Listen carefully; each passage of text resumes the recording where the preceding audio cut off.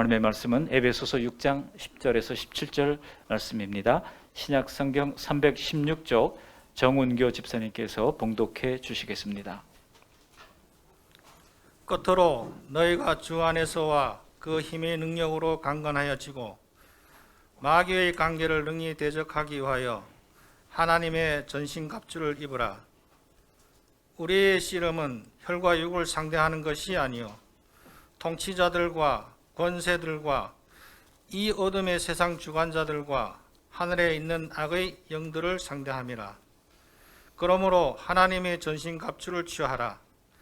이는 악한 날에 너희가 능히 대적하고 모든 일을 행한 후에 서기 위함이라. 그런즉 서서 진리로 너희 허리띠를 띠고 의 호심경을 붙이고 평안의 복음을 준비한 것으로 신을 신고 모든 것 위에 믿음의 방패를 가지고 이로써 능히 악한 자의 모든 불화살을 소멸하고 구원의 투구와 성령의 검 곧 하나님의 말씀을 가지라. 아멘. 아멘. 감사합니다. 오늘도 지난주와 마찬가지로 하나님의 전신갑주라는 제목으로 말씀을 나눌 때 예비한 하늘의 은혜가 충만하시기를 바랍니다. 우리 옆 사람에게 한번 인사하실까요? 힘내세요. 한번 인사하십시다. 시작. 힘내세요. 네, 힘내세요. 감사합니다. 통상적으로 2월 달 되면요, 제가 늘 마음이 긴장을 합니다. 왜냐하면 2월 달에 교회적으로 통계적으로 보면 가장 많은 장례식이 있기 때문입니다. 다행히 우리 교회 13분의 80 넘으신 분들이 계십니다만 그래도 건강하게 하나님께서 지켜주신 것을 감사를 드리고요. 또 해빈기에 우리 마음이 해이해지지 않도록 코로나가 백신이 있어도 여전히 올 한 해 동안은 마스크를 계속 써야 할 상황입니다. 안전하게 하나님께서 지켜주시기를 바라겠습니다. 오늘도 지난주와 같이 하나님의 전신갑주라는 제목으로 말씀을 나누는데요. 지난주에 큰 그림으로 제가 말씀을 드렸죠. 이제 에베소서의 이 실천편에 해당되는 부분을 통하여 강해지라, be strong이라고 하는 말씀을 명령으로 내렸고, 또 하나는 하나님의 전신갑주를 입으라라고 하는 내용의 말씀을 드리면서 지난주에는 세 가지를 말씀드렸습니다. 그 전신갑주 중에 먼저 허리에 뭐가 있어야 됩니까? 진리의 허리띠, 진리. 그다음에 의의 호심경, 그렇죠? 그리고 복음의 평안의 복음의 신발. 뭐 신발이니 허리띠니 호심경이니 이런 거는 사실 그렇게 중요한 거 아니에요. 의, 뭡니까? 진리, 의, 복음 이런 내용들이 더 중요하겠죠. 오늘은 그 나머지 세 가지를 집중하면서 함께 은혜를 나누고자 합니다. 어떤 보궐선거 후보자가 이런 얘기를 했더라고요. 싸움도 이겨본 사람이 싸운다 그랬더라고요. 우리 같이 한번 따라해 보실까요? 이겨본 사람이 이긴다. 이겨본 사람이 이긴다. 그렇습니다. 제가 크게 공감했어요. 이겨본 사람이 이기는 겁니다. 영적 전쟁도 마찬가지입니다. 기도로 말씀으로 이겨본 사람이 늘 이길 수가 있는 것입니다. 우리가 하나님의 전신갑주를 입고서 우리를 계속해서 공격하는 마귀의 세력에 회피하고 숨고 패배하기보다는 날마다 승리하는 우리 모두가 되시기를 바랍니다. 이 소중한 인생을 우리가 마귀에 사로잡혀서 낭비할 필요가 없지 않습니까? 그래서 진리의 허리띠와 의의 호심경과 평안의 복음을 신어야 한다고 말씀을 지난주에 드렸는데요. 바로 진리의 허리띠라고 하는 것은 하나님의 진리와 우리의 성실한 성실성으로 함께 무장하는 것입니다. 의의 호심경이라고 하는 것은 예수 믿고 예수의 대속으로 말미암아 새롭게 된 성도들이, 호심경은 마음을, 사실은 우리의 심령을 보호하는 것이지만 마음을 보호하는 것을 상징한다고 말씀드렸습니다. 우리를 상하게 하는 모든 환경에서부터 우리는 우리 스스로를 잘 지켜나갈 수 있기를 바랍니다. 또한 평안의 복음의 신을 신는다고 하는 것은 복음이 주는 이 평안함을 나만이 누리는 것이 아니라 이 복음의 신발의 방향은 믿지 않는 영혼을 향해서 나아가야 된다고 말씀을 드렸습니다.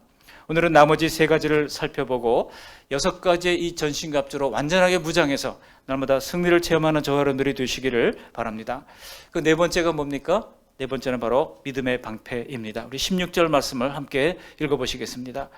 모든 것 위에 믿음의 방패를 가지고 이로써 능히 악한 자의 모든 불화살을 소멸하고. 여기 16절 말씀에서 우리가 알 수 있는 것은 악한 자의 공격이 마치 불화살과 같다는 거예요. 여러분, 불화살이 꽂히면은요, 가옥에는 불이 붙고 또 산에는 산불이 나고 모든 것을 불태워버리고 태워버리는 것입니다. 마귀가 공격하는 것이 얼마나 지독한지 우리 존재 전체를 불화살로 공격해서 태워버리겠다는 것입니다. 여러분, 마귀가 우리를 미워하고 증오하는 것이 상상 이상이에요. 마귀의 입장에서 한번 생각해 보세요. 죄인이었던 우리를 하나님이 사랑하시고 도성인신하여 이 땅에 성육신하여 아들로 오시고 자신을 십자가의 피로 그 죄를 대신하여 짊어지신 채 우리를 구원해 주시는데, 마귀는 운명이 어떻습니까? 무저갱으로 끌려가서 결국 영원한 심판을 받을 수밖에 없는 존재 아닙니까? 그 마귀의 신자들을 향한 증오와 미움이 상상 이상이라고 하는 것입니다. 그래서 날마다 우리에게 그 시기와 질투가 불화살처럼 되어 날아온다는 것입니다. 우리가 분명히 하나님의 자녀라고 한다 그러면 그때부터 우리는 마귀의 가장 미워하는 존재가 되었다고 하는 사실을 인식할 필요가 있습니다. 한시라도 잊으면 안 됩니다. 악한 자의 불화살은 이처럼 우리의 영육을 죽이려고 증오하며 쏘아대는 강력한 사탄의 공격 무기입니다. 이 불화살에 맞으면요, 우리가 큰 타격을 받게 됩니다. 전방위적으로 날아오는 깊이 파고들어서 치명적인 상처를 입히게 되는데, 제가 이 말씀을 잘 보다가 이 모든이라고 하는 말을 여러분 주목해 볼 필요가 있습니다. 이 사단의 불화살은 한 가지 종류가 아니에요. 다양한 종류의 불화살이 우리에게 다가온다고 하는 겁니다.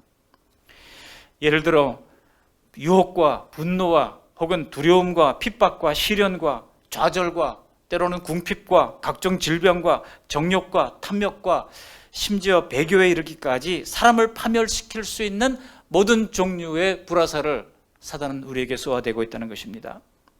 마귀는 사람의 본성적인 이 게으름과 습관적인 죄에 불을 질러서 평소의 믿음이나 인격과 완전히 다른 생각을 우리 마음속에 집어넣어서 엉뚱한 일들을 저지르게 합니다. 여러분, 사단은요, 먼저 이 생각을 공격하는 거예요. 마귀가 가룟 유다에게 예수 팔 뭐를 넣었다고요? 생각을 넣었다고 그랬습니다. 여러분, 우리가 불현듯 어떤 생각이 우리의 마음에 들 때 이 생각이 줄기가 어디서부터 오는지를 우리가 좀 분석해 볼 필요가 있습니다. 과연 이것이 성경적인 생각인지, 하나님의 말씀에서 오는 생각인지, 아니면 악한 생각인지를 우리가 분별해 볼 필요가 있다고 하는 것입니다. 이런 일이 일어나면 우리가 참 당혹스럽기도 하죠. 짙은 의심의 먹구름이 피어오르게 하고 터무니없는 그런 회의에 빠지기도 하는 것이 바로 사단이 주는 생각들입니다. 이렇게 악한 자의 불화살은 다른 사람의 언행을 통해서도 우리에게 날아오기도 하는 것이죠. 시편 64편 3절에 보면 다윗이 그들이 칼같이 자기 혀를 연마하며 화살같이 독한 말로 겨누고라고 했습니다. 그들이라고 하는 것은 악한 존재들이죠. 악한 사람들이 다윗을 향하여 이 칼같은 혀 그리고 화살같은 독한 말로 사람을 격동시킨다고 하는 겁니다. 여러분, 우리도 살다 보면 이러한 불화살을 맞을 때가 있습니다. 별로 내가 잘못한 것도 없는데 지독하게도 나를 미워하는 어떤 사람이 생기는 것입니다. 그것은 불신자들만 그런 게 아니에요. 여러분, 사도 바울이 보면은요, 사도 바울을 가장 괴롭게 했던 사람이 누굽니까? 안 믿는 사람이 아니에요. 믿는 사람이었는데 괴롭게 하는 사람이 있었거든요. 바로 고린도 교인들이었습니다. 그 고린도 교인들이 자신을 향하여 험담하고 음해를 하고 자신을 비난할 때에 바울이 어떻게 했습니까? 바울은요, 그냥 몰라라 하지 않고 계속해서 끝까지 그 얽히고 설킨 실타래를 풀어나갔던 겁니다. 그래서 고린도 교회 성도들에게 편지를 보냅니다. 한 번, 두 번, 세 번, 네 번에 걸친 편지를 보내는 거예요. 오늘 우리가 가지고 있는 편지들은 두 번째 편지와 네 번째 편지가 남아 있습니다. 두 번째 편지가 고린도 전서이고요, 네 번째 편지가 고린도 후서입니다. 그러니까 네 번에 걸친 편지를 보내고 사람들을 보냅니다. 디모데를 보내가지고 화해를 이제 하려고 시도를 하는데 잘 안 돼요. 그래서 디모데가 안 되니까 디도를 보냅니다. 디도는 나이도 많고 경륜이 있는 사람이거든요. 디도를 보내서 결국은 이 고린도 교회와의 화평을 이루어내는 겁니다. 그래서 디도의 오므로 내가 기뻐하였도다라고 표현하고 있는 것이죠. 끝까지 이 성도들 간의 이 얽히고 설킨 이 실타래와 같은 갈등들을 풀어내야 하는 것입니다. 마귀는요, 우리가 겉으로 센 척해도 어떤 말 한마디에 우리가 넘어가는 존재인지를 너무나 잘 알아요.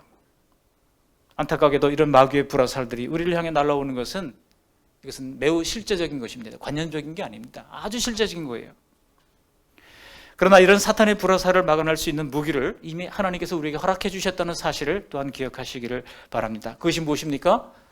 오늘 본문의 말씀대로 믿음의 방패라고 하는 것입니다. 이 마귀의 불화살을 막아낼 수 있는 것은 믿음의 방패밖에 없어요. 그렇다면 여러분, 이 믿음의 방패가 과연 무엇이겠습니까? 믿음의 방패는 한마디로 예수님을 구주로 믿는 믿음 안에서 내게 행하시는 하나님의 모든 선하심을 깊이 신뢰하는 것입니다. 하나님의 능력을 믿고 하나님께 구한다면 하나님은 반드시 도우신다는 사실을 우리가 믿음으로 받아들여야 하는 것입니다. 그것이 바로 믿음의 방패를 드는 것입니다. 이것은 결코 어떤 상징이 아닙니다. 실제로 이것은 마귀의 불화살이다 싶을 때 우리에게는요, 즉시 믿음의 방패를 들 필요가 있습니다. 하나님은 살아계시다. 하나님은 나를 사랑하신다. 그리고 하나님은 나와 함께 하신다. 이런 믿음을 가지고 우리가 딱 이제 맞서면 놀랍게도 그 마귀의 불화살들이 한꺼번에 다 꺼지는 것을 볼 수 있습니다. 실제로 여기 불화살을 소멸하다라고 하는 단어가 원어 성경에 보면 스벤니미라고 하는 말인데요. 이 말이 즉시 꺼지다라고 하는 뜻을 가지고 있습니다. 마귀의 불은 크게 타오르기 전에 즉시 꺼야 하는 것입니다. 크게 타오르면은요, 이 꺼진 물도 다시 봐야 되고 처음에 초기에 초동 진압을 해야지 큰 불로 번지지 않지, 그냥 괜찮다고 내버려뒀다가 큰 산불이 되어가지고 여의도 면적 몇십 배씩 계속 타버리는 그런 일들을 우리가 지금 경험하고 있지 않습니까? 마귀의 불화살이 올 때는 우리는 즉시 꺼야 하는 것입니다. 누구나 한 번쯤 갑자기 몰려오는 두려움과 걱정을 경험해 보셨을 것입니다. 그러나 그럴 때 믿음으로 하나님을 떠올리는 것만으로도 순식간에 평안이 찾아오는 것을 경험하셨을 겁니다. 하나님의 선하심, 하나님의 창조주 되신 하나님, 그리고 나와 함께 하시는, 동행하시는 하나님, 그리고 더군다나 나를 사랑하시는 하나님, 무능한 하나님이 아니라 전능하신 하나님, 그 하나님을 떠올리는 것만으로도 우리는 이길 수가 있는 것입니다. 마귀는 내가 고난으로 힘들 때를 놓치지 않고 불화살을 쏘아댑니다. 근심과 두려움에 사로잡히게 만들어 나갑니다. 그럴 때 우리 혼자 그 불을 다 끄기가 어렵습니다. 다만 그런 마음이 들 때마다 하나님이 반드시 나와 함께 하신다고 하는 이 믿음의 방패를 굳게 들어야 하는 것입니다. 호랑이에게 물려가도 뭘 하면 산다고요? 정신만 차리면 산다는 속담도 있는데, 전능하신 하나님이 우리가 신뢰하는 하나님의 자녀를 가만두시겠습니까? 그 믿음의 방패를 드는 자녀를 어찌 아끼지 아니하시겠습니까? 믿음의 방패를 들기만 하면 반드시 이긴다는 사실을 오늘 말씀으로 보장해 주시는 것입니다. 그러려면요, 어떻게 됩니까? 우리의 믿음과 신뢰가 깊어야 하는 것입니다. 하나님을 알아가는 시간이 많아야 하는 것입니다. 저희 어머님 세대 신앙생활하는 걸 제가 어릴 때 보니까 구역예배 혹은 속회 모임 한 3시간씩 하더라고요. 3시간씩. 그래서 어떻게 이렇게 하루 종일 하는가.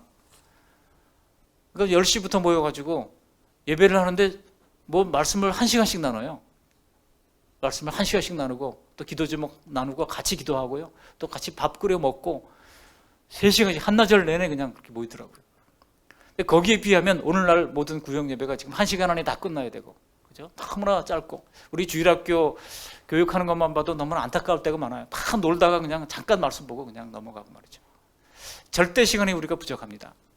우리 한국 기독교가 성장하게 된 이유가 무엇입니까? 그렇게 깊이 하나님의 말씀에 묵상함으로써 말씀의 뿌리가 우리 마음에 새겨질 때 그것이 견고한 반석이 되어서 이렇게 놀라운 성장을 이루게 됐던 거 아니겠습니까? 지금 다음 세대가 심히 걱정돼요. 우리가 하나님의 말씀을 날마다 읽고 묵상하고 암송하고 하나님의 말씀에 사로잡히는 그런 훈련과 연습이 되어져야 하는 것입니다. 하나님을 예배하고 하나님의 말씀을 읽고 듣고 기억하는 이런 일들이 많아지면 많아질수록 하나님에 대한 신뢰가, 그 믿음이 견고해지는 것입니다. 우리가 세상을 향한 창문은 넓게 열어놓고 하나님을 향하는 창문은 조그맣게 열어둔다 그러면, 그것도 거의 바라보지도 않는다 그러면 어떻게 되겠습니까?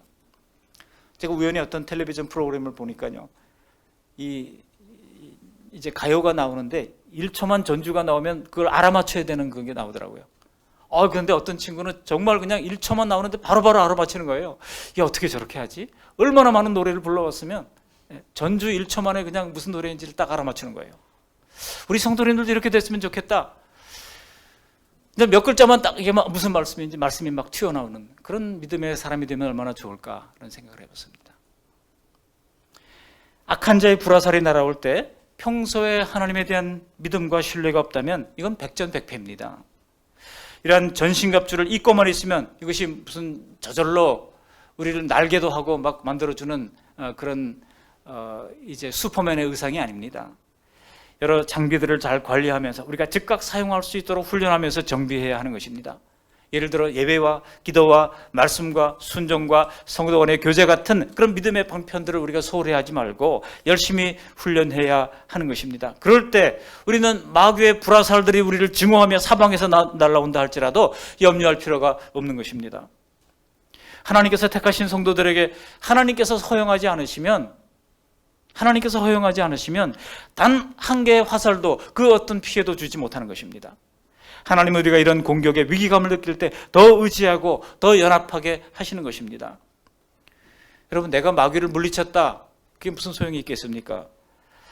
오히려 모든 고난이 그렇듯이 그것을 통해 하나님을 더욱 믿고 하나님을 더욱더 신뢰하게 하려 하시는 것이 바로 이런 모든 이제 시험에, 하나님이 허용하시는 시험의 목적인 것입니다.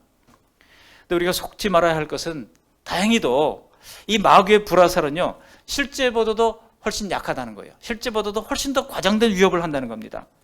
내 신체적인 약점을 건드리고 내가 상처 입은 자존심을 건드리고 정말 이 답답한 상황이 끝나지 않을 것 같은 그런 절망감에 당장 숨이 막히도록 만드는 것 같지만 지나고 보면 아무것도 아니에요. 그렇잖아요. 지나고 보면 아무것도 아니에요. 제가 쓰는 방법을 잠깐 소개해 드리겠습니다. 제가 근심이 되고 염려가 될 때 어떻게 하는지 아십니까?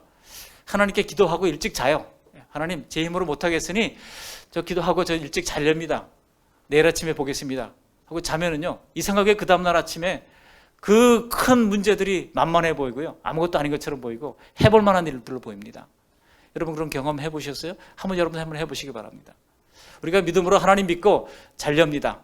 하나님께 기도하고 주무셔요. 그러면 하나님께서 그 밤에 우리의 기도를 들으시고 모든 문제를 깨끗하게 해결해 놓으시고, 해결해 놓지 않았다 할지라도 그 다음날 일어나면 만만하게 보여서 넉넉하게 한번 맞서서 싸워볼 만한 그런 의지와 힘을 허락해 주시는 것입니다.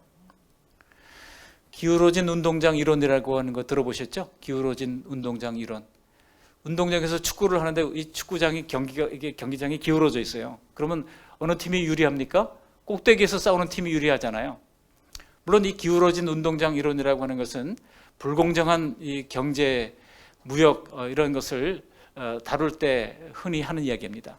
지금 OECD 국가가 가지고 있는 전 세계 재화가요, 전 세계 재화의 약 95% 이상을 차지하고 있습니다. 지금 OECD 국가가 32개 나라밖에 안 되잖아요. 나머지 170개 나라들이 가진 게 5%밖에 안 된다는 거예요. 지금 세계 초강대국들이 지금 세계 모든 것들을 다 가지고 지금 코로나 백신도 마찬가지입니다. 아프리카 저 여러 나라들은 언감생심 백신은 구경조차 못하는 그런 상황 가운데 놓여져 있어요. 이게 과연 옳습니까? 과연 이것이 공정합니까? 근데 제가 그 말을 들으면서 우리의 영적 싸움이 마치 기울어진 운동장 같으니 염려할 필요가 없다는 생각을 했어요. 이미 하나님이 싸워주시는 싸움 아닙니까? 우리가 꼭대기에서 싸우는 거예요. 그러니 여러분, 대세는 이미 하나님이 정해주신 곳으로 기울게 되는 것입니다. 마귀가 이런저런 상황을 나쁘게 만들려고 하지만은 마귀가 하는 공격이요, 대세를 바꾸지는 못합니다.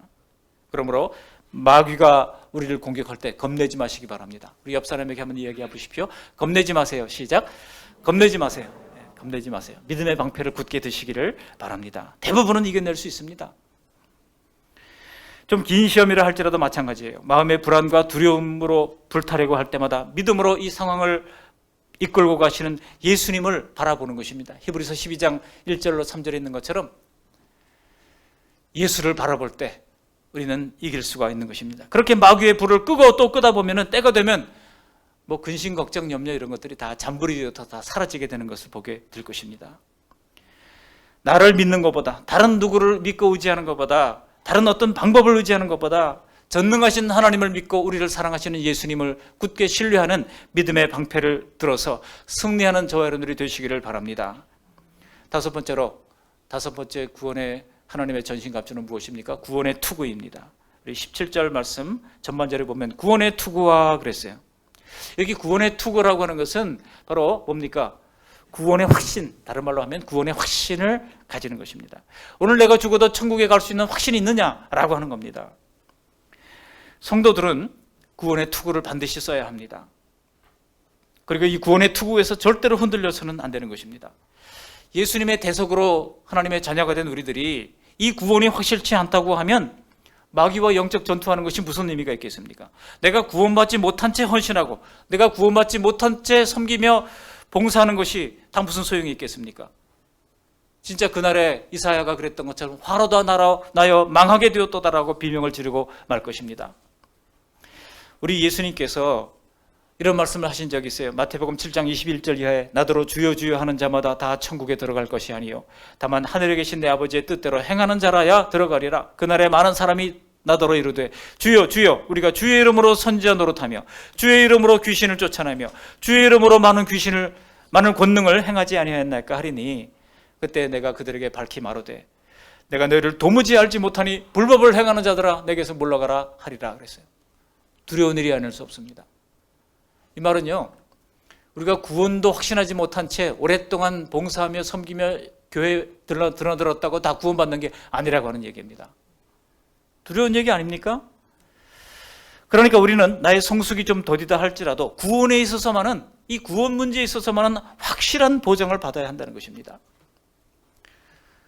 제가 가끔 이만갑 텔레비전 프로그램을 보는데요, 그 사선을 넘어서 고통스럽게 정말 목숨과 바꾸는 두만강을 넘고 압록강을 넘어서 우리나라에 들어왔던 탈북민들 이야기를 보면요, 정말 눈물 없이는 들을 수 없는 이야기들이 많습니다. 근데 어떤 탈북민이 중국에서 생활하다가 맨날 변방대는 이제 중국 공안이거든요. 변방대에 쫓기면서 변방대 붙잡히면 바로 이제 북송입니다. 그러면 이제 또 노동교화소에 들어가서 보통 기본이 5년, 뭐 2번 또 잡히면 또 10년 이렇게 막 해야 되지 않습니까? 그런 위기를 겪으면서 우여곡절 끝에 이제 남한에 들어오게 됐습니다. 그리고 이제 주민등록증을 받고 제일 처음 해보고 싶은 일이 아직도 중국에 남아있는 가족들을 이제 데리고 오는 거예요. 그리고 중국으로 들어가는데 여권을 만들어가지고 중국에 딱 들어갔는데 자기를 추적하는 변방대 사람을 만난 거예요. 거기서 그 사람이 자기한테 딱 다가오는 겁니다. 그럴 때 보시오 하고 딱 내놓은 게 뭐예요? 대한민국 여권을 딱 내놓은 거예요. 그 여권을 딱 보자마자 그냥 프리패스인 거예요. 여러분, 대한민국 여권 파워가 그렇게 셉니다. 세계에서 지금 여권 파워로 3위를 지금 달리고 있습니다. 미국 여권보다도 세요. 그 여권 가지면 못 가는 나라가 거의 없습니다. 지금 못 가는 나라가 북한 비롯해서 몇 개 나라에 불과한 가운데 있어요. 여러분, 우리가 하나님 나라의 시민권을 가지고 있다고 하는 것이 얼마나 파워풀한지 우리가 알아야 돼요. 온두라스의 수천 명의 난민들이요, 너무나 살기 힘드니까 어떻게 미국으로 좀 가보려고 때를 지어서 미국으로 막 이제 걸어서 그냥 몇 개월 동안 걸어서 가려고 그러는데 멕시코에서 막혔어요. 군인들이 막 총을 가지고 막고. 근데 그나마 또 일부는 또 뚫고 들어갔어요. 그런데 어떤 여인이 아이를 잉태한 채 그렇게 미국으로 몇 달째 여행을 하고 있었어요. 근데 막 갑자기 이게 막 산통이 오면서 그 멕시코에서 미국으로 들어간 다리 위에서 그만 아기를 낳고 말았어요. 그런데요, 그 아기를 낳은 그 시점이 미국 땅이 아니라 멕시코 땅인 거예요. 그래가지고 멕시코 병원으로 이송되어가지고 아기를 낳아서 그 아기가 어느 나라 사람이 됐어요? 멕시코 사람이 됐어요. 10m만 넘어가면 미국 땅인데 같은 다리라도 미국 땅에서 났으면 걔는 미국 사람이 되는 거예요. 그 여인의 눈물을 보면서 제가 그런 생각을 했습니다. 우리는 이미 하나님 나라의 자녀로구나, 그런 생각을 했습니다. 여러분, 우리에게 확실한 천국 시민권이 과연 있습니까? 확실한 구원의 투구를 쓰고 계십니까?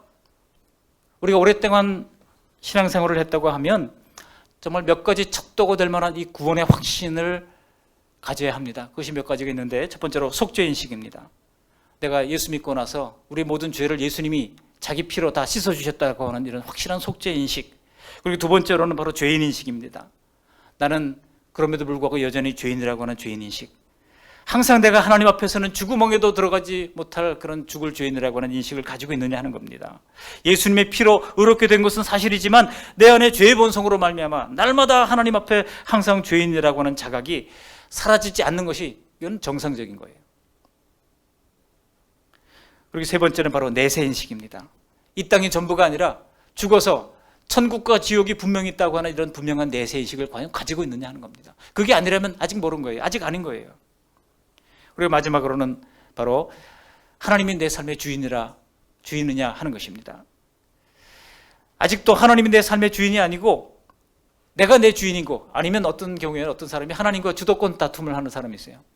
하나님과 내가 하다가 안 되니까 하나님 50대 50으로 합시다 하면서 50대 50으로. 여러분, 그것은 아직 아닌 것입니다. 성도들의 갈등은 말씀에 온전히 순종하지 못하는 자기 자신과의 싸움이지 하나님과 주도권 다투는 싸움이 아닌 것입니다. 여러분, 과연 예수님이 나의 확실한 주인이 되십니까? 이런 것들은 신앙생활을 시작한 지 얼마 되지 않은 사람들에게는 아직 희미할지 모르지만은 모든 신자들에게는 정말 중요하게 짚어보아야 할 중대한 문제입니다. 이런 잣대로 볼 때 모든 항목에 우리가 확실히 예라고 답변할 수 없다고 하면 진짜 내 구원에 대해서 심각하게 고려해보고 이 문제부터 풀어야 하는 것입니다. 가장 좋은 것은 개인적으로 신앙생활을 하는 거예요. 여러분, 내가 이 부분에 좀 문제가 분명치 않은 것 같습니다, 희미하다 그러신 분들은요, 그럼 담임 목사님을 찾으세요. 함께 저도 기꺼이 시간을 내서 이 부분에 있어서 구원의 문제에서 짚고 넘어갈 부분에 대해서 함께 생각을 나누고자 합니다. 이 구원의 투구가 있는 사람들은요, 이 세상의 삶에서도 하나님께서 구원하신다는 것을 알게 됩니다. 요한복음 10장 10절에 그랬잖아요. 내가 온 것은 양으로 생명을 얻게 하고, 이것이 뭡니까? 구원의 확신이에요. 그 다음에 뭡니까? 더 풍성히 얻게 하려는 것이라 그랬어요. 더 풍성히 얻게 하려는 것이라. 하나님의 구원은 우리의 영적인 구원에만 국한되지 않습니다. 우리 이 땅의 삶에 있어서도 하나님께서 우리를 구원하시는 거예요. 또 구원하고 또 구원하십니다. 어려울 때 또 구원하십니다. 그렇게 구원하시는 것을 반복적으로 우리가 경험하면서 하나님의 살아계심을 깨닫게 되는 것입니다. 그러다가 혹시 우리가 암에 걸려서 죽을 수도 있고, 가정이 깨질 수도 있고, 실업자가 될 수도 있지만은 그것조차도 우리는 구원의 소망의 투구로 이겨낼 수가 있는 것입니다. 우리에게 있는 구원의 투구는요, 가장 고통스러운 순간에도 이미 얻은 이 완전한 구원의 소망 중에 우리가 기뻐할 수 있는 믿음을 가지는 것입니다. 그렇기 때문에 바울은 이 구원의 투구라고 말씀하고 있는 겁니다. 그러므로 우리 모두 이 구원의 투구를 쓰시고 영원한 소망을 알고 이 땅에서도 구원을 누리는 우리 모두가 되시기를 주님의 이름으로 축복합니다. 마지막 6번째로는 뭡니까? 우리 7절 말씀, 17절 말씀을 함께 읽어 보시겠습니다. 구원의 투구와 성령의 검, 곧 하나님의 말씀을 가지라. 마지막이 말씀이에요. 근데 이 말씀이 뭐로 표현되고 있는 거 아니? 유일한 공격 무기로 표현되고 있습니다. 지금 앞서서 얘기했던 5가지는 전부 다 방어용 무기라고 할 수 있습니다. 마지막 유일한 공격 무기는 성령의 검, 곧 하나님의 말씀이라고 이야기하고 있는 것입니다. 우리가 마귀와의 싸움에서 궁극적으로 승리하려고 한다면 반드시 성령의 검인 말씀이 필요한 것입니다. 오직 말씀만이 마귀와의 육탄전에서 지혜롭게 싸울 수가 있고 마귀의 마지막 숨통을 끊어놓을 수가 있는 것입니다. 마귀가 갑작스러운 환경의 변화나 다른 사람들의 입을 통하여 불화살을 우리에게 쏘아댈 때에 믿음의 방패를 들고 막아내지만은 그것만으로 안 될 때가 있어요. 그럴 때 다른 한 손에는 성령의 검, 곧 하나님의 말씀을 가지고 물리쳐야 하는 것입니다. 유일한 공격 무기예요. 만일 누군가의 눈빛이나 누군가의 불화살 같은 말로 우리의 감정에 불을 지필 때에, 그럴 때 우리의 마음판 안에서 벌어지는 이 감정의 요동을 승리로 이끌기 위해서는요, 말씀의 검을 사용해야 하는 것입니다. 예를 들어 미움이 불타고 있다 그러면 미움은 살인이라고 말씀하셨던 예수님의 말씀을 기억하면서 우리가 우리 자신을 스스로 이제 정리를 하는 것입니다. 우리가 무기력과 좌절감에 무릎을 꿇을 것 같다면 즉시 우리는 우리가 가진 말씀의 검으로 이겨내야 하는 것입니다. 하나님이 함께 하신다. 예수님이 세상에서는 환난을 당하나 담대하라, 내가 세상을 이겨노라 말씀하셨던 예수님의 말씀을 기억하면서 우리는 세상에서 환난을 당할 수밖에 없지. 그러나 우리와 함께 하시는 예수님, 그 주님께 기도하면서 이겨낼 수가 있는 것입니다. 그냥 나 홀로 미움과 질투와 원망으로 괴로워하면서 2차 피해는 고스란히 내 스스로 담당해야 하는 것이 아닙니다. 그럴 때 사용할 수 있는 말씀을 성령께서 우리 안에 떠오르게 해 주실 것입니다. 예를 들어 더 겸손하라든지, 혹은 아무 염려하지 말고 감사함으로 기도하라든지, 혹은 죄를 회개하라든지, 혹은 두려워하지 말라든지, 하나님이 주시는 말씀으로 우리에게 출구를 마련해 주시는 것입니다. 부르짖어 기도할 때 하나님께서 새로운 길을 열어주신다고 또 말씀하심으로 말미암아 위기에서 하나님 앞에 날마다 깨어 기도할 수가 있는 것입니다. 그럴 때 우리는 그 상황과 감정에 짓눌리지 아니하고 주님의 말씀을 따라가야 하는 것입니다. 그것이 바로 하나님의 말씀을 잘 따라가야 하는 거예요. 제가 평일날 이 주에 공원주위에 오는 사람들에게 이제 예수 믿으라고 그러기도 하거든요. 근데 어떤 분들이 뭐라고 하십니까? 당신들이나 잘 믿으라고 그래요. 그래서 제가 그 말을 들었는데 부화가 나는데요. 그냥 뭐라고 말도 못하고 그리고 이제 돌아와서 이제 성경을 폈는데 마태복음 7장 6절 말씀이 딱 있는 거예요. 거기 이런 말씀이 있더라고요. 거룩한 것을 개에게 주지 말며 너희 진주를 돼지 앞에 던지지 말라. 근데 여러분 이 말씀이요. 원래는 이게 가려서 전도하지 말라는 그런 의미로 주어진 말씀인데 이 말씀을 읽는 순간 얼마나 통쾌하고 시원하죠. 이야, 하나님께서 정말 뜻밖의 말씀으로 위로를 해주시는 것을 봤습니다. 여러분, 우리가 실망과 의혹과 두려움과 불안 속에 그런 불화살이 우리 마음에 다가올 때에 하나님은 정확한 말씀을 사용하셔서 그때 그 상황 속에서 이겨나가게 만들어 주시는 것입니다. 저도 학창시절에 한참 힘들 때가 있었는데요. 그럴 때 주셨던 말씀이 고린도전서 10장 13절 말씀이에요. 사람이 감당할 시험 밖에는 너희가 당한 것이 없나니 오직 하나님은 미쁘사 너희가 감당하지 못할 시험 당함을 허락하지 아니하시고 시험 당할 즈음에 또한 피할 길을 내사 뭐를 내신다고요? 피할 길을 내사 너희를 능히 감당하게 하시느니라. 그렇습니다. 피할 길을 내시는 하나님이십니다. 하나님이 모세를 보내실 때 모세가 그러잖아요. 하나님 대체 제가 누구길래 저를 보냅니까? 저는 말도 못합니다. 하나님께서 말 잘하는 아론을 붙여주신다고 약속하십니다.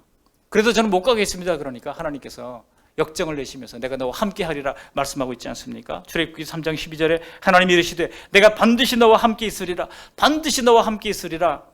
그러니 다른 말 하지 말아라. 그런 얘기입니다.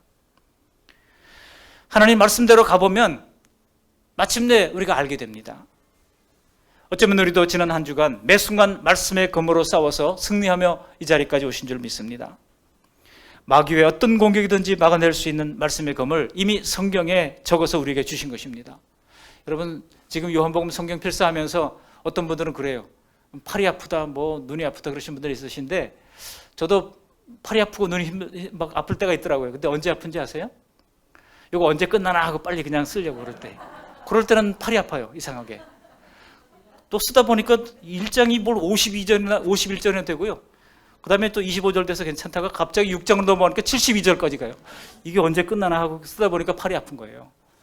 그거 언제 끝나나 생각하지 마시고 이 말씀이 은혜가 되면 좀 노트가 좀 지저분해도 괜찮아요. 표시도 하고 체크도 하고 이거 좀 알아봐야 되겠다. 아, 이 성경에 이런 말씀이 있네. 제가 영어로 쓰고 있잖아요. 영어로 쓰는데 이게 이렇게 표현이 완전히 다른 게 있더라고요. 그래가지고 원어를 좀 찾아봐야 되겠다. 체크도 해놓고 표시도 해놓고 하다 보니까 하나님의 말씀이 얼마나 은혜가 되는지요. 여러분 언제 끝나나 요 생각을 버리시고 그리고 매일매일 기쁨으로 성경을 기록하는 가운데 말씀이 우리에게 검이 되는 그런 은혜가 되시기를 바랍니다. 순간순간 말씀을 잘 배우고 익혀서 모든 순간에 성령께서 말씀을 또 올려주시도록 우리는 숙지할 필요가 있습니다. 말씀을 정리하겠습니다. 6가지의 전신갑주를 다시 한번 떠올려봅니다. 진리, 의, 복음, 그리고 믿음, 구원, 말씀입니다. 이 하나님의 전신갑주를 꼭 기억하시기를 바랍니다. 사도 바울은 이것을 잘 기억나도록 하기 위하여 신체 부위 하나하나마다 얹어서 설명해 준 겁니다.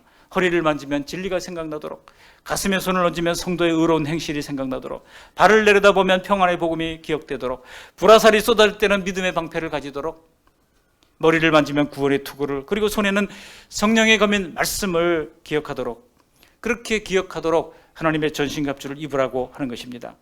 이것은 무거운 무슨 전투복을 입고 그냥 앉아서 쉬라는 얘기가 아닙니다. 우리는 하나님의 전신갑주를 입고 훈련하면서 실력을 키워서 매일매일 영적 전쟁을 승리로 만들어가야 할 것입니다. 전쟁터에서 이제 훈련이 안 되면 어떻게 됩니까? 민폐를 끼쳐요. 전쟁터에서 훈련이 안 된 병사는요, 바로 쓰러져가지고 들것에 실려가지고 야전병원에 누워있게 되니까 여러 사람에게 피해를 끼치는 거 아니겠습니까? 그러므로 나는 늘 연약하다, 나는 늘 못한다, 이런 합리화에 숨지 마시기를 바랍니다. 그런 것은요, 인생의 방패가 되지 못합니다. 분명한 것은 우리는 이 세상 주관자들인 악한 영들의 영적 공격에 무방비로 노출되어 있는 사람들입니다. 뻥 뚫린 이 세상에서 악한 영들의 눈에서 우리를 엄폐해 줄 것은 아무것도 없습니다. 그렇기 때문에 방법은 맞서는 수밖에 없어요. 맞설 때 잘 맞설 수 있도록 이런 하나님의 전신갑주를 우리에게 이미 허락해 주신 것입니다. 이 전신갑주로 우리가 잘 무장하여서 성령이 지배하는 평안과 기쁨과 만족을 누리는 풍성한 삶을 누리게 되시기를 주님의 이름으로 축복합니다. 아멘. 고마우신 하나님 아버지, 우리에게 오는 여러 가지 두려움과 근심과 걱정과 염려를 다 믿음으로 이겨나갈 수 있도록 도와주시되, 오늘 주신 말씀과 같이 하나님의 전신갑주를 입을 수 있도록 도와주옵소서. 아직도 맹위를 떨치고 있는 이 악한 영이 활동하고 있는 이 광야 같은 세상에서 마귀를 대적하기 위하여 강해지게 하시고, 하나님의 전신갑주를 무장하게 하시되 진리의 허리띠, 의의 호심경, 평안의 복음의 실을 신게 하시며, 또한 믿음의 방패와 구원의 투구와 성령의 검, 곧 하나님의 말씀으로 악한 세력의 공격을 방어할 뿐만 아니라 물리치고 승리하는 복된 생애를 살아갈 수 있도록 은총 내리워 주시옵소서. 예수님 거룩하신 이름으로 감사하며 기도합니다. 아멘.